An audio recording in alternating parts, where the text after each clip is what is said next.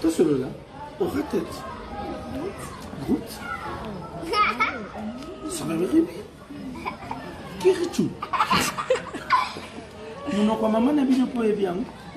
Nous avons connu. Lingala. Le balinga. Allô, vous êtes bien?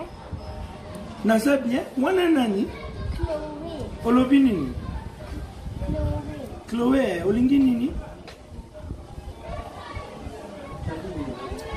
Bon, Chloé, ce qui jeune fille à sa salité, au Koyebissaini. Eh, Sarah, yaka kubusha chambre na yo. Nathalie na chambre na yo. Salité moko, jeune fille azalaka bonne. Et Chloé, allez, tout à l'heure, on va commencer le boulot. Hein? Allez, tape. Yolinga français, pour nani? Ah, izala lang na nga yung buka.